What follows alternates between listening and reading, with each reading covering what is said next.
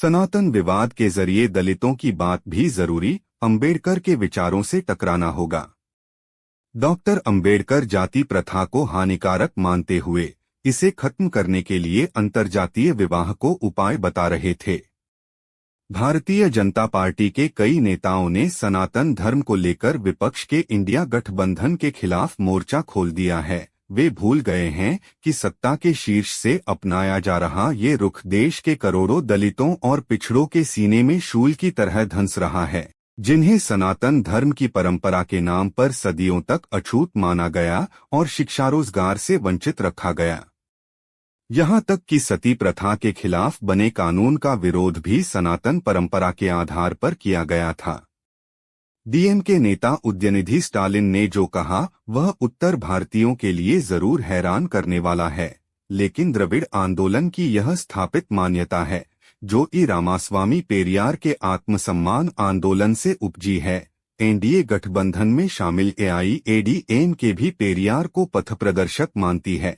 अजीब बात है कि बीजेपी एआईएडीएमके से पेरियार के विचारों पर कोई सफाई नहीं मांग रही है। उसकी कोशिश यही है कि विपक्ष को धर्म विरोधी साबित करके ध्रुवीकरण कराया जाए। हिंदू धर्म बहुत विशाल है, उसमें अद्वैत से लेकर साकार ब्रह्मा तक की उपासना की जाती है। नास्तिकों के लिए भी स्थान है, जैसे कि चार्वक को ऋषि कहा जाता है। सनातन धर्म हिंदू धर्म का पर्याय नहीं बल्कि एक शाखा है जिसका आधार वर्ण व्यवस्था और पुनर्जन्म पर विश्वास है। यह दलित जाति में पैदा हुए लोगों को बताती है कि तुम्हारी तकलीफों का कारण पिछले जन्म का कर्म है और मनुष्य को मनुष्य से ऊंचा नीचा बताने वाली वर्ण व्यवस्था को ईश्वरीय विधान मानती है।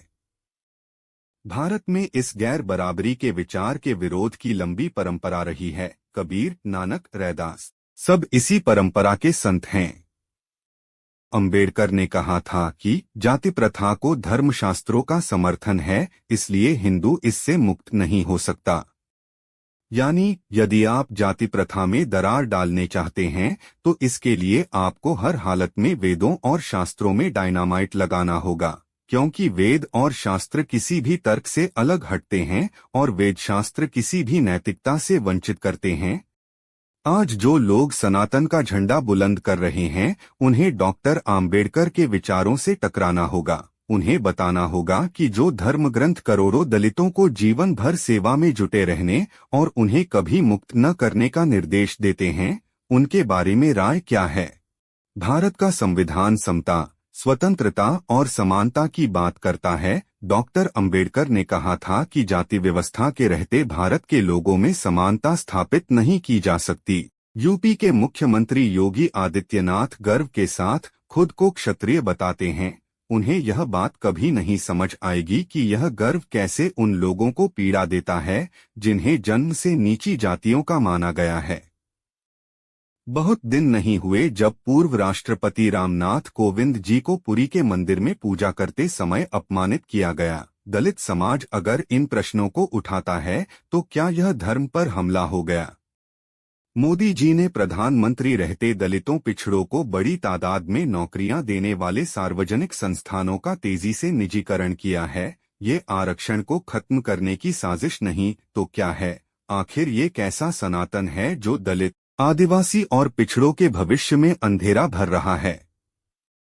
हाल ही में सरसंघचालक मोहन भागवत ने माना है कि सामाजिक व्यवस्था के कारण हजारों साल तक शोषण हुआ, इसलिए आरक्षण पर अपना रुख बदल लिया। अगर उनकी मंशा ठीक होती तो वे ये भी बताते कि राष्ट्रीय स्वयंसेवक संघ का कोई सरसंघचालक कभी दलित या पिछड़ी जाति का क्यों नहीं बनाया गया, या इस संगठन ने जाति प्रथा के नाश के लिए कोई कार्यक्रम क्यों नहीं चलाया जो हमेशा हिंदू एकता की बात करता है।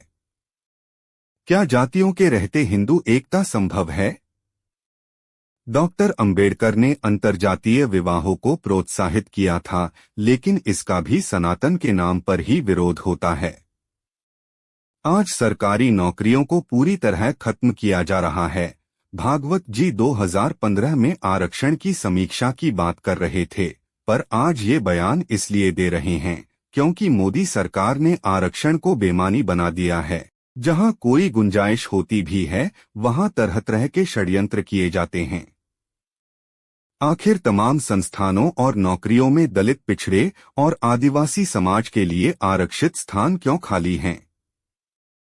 सनातन पर बात होगी तो दूर तलक जाएगी। करोड़ों दलितों, पिछड़ों के लिए यह आत्मसम्मान का मसला है जिससे लड़ने की राह डॉक्टर अंबेडकर ने दिखाई है।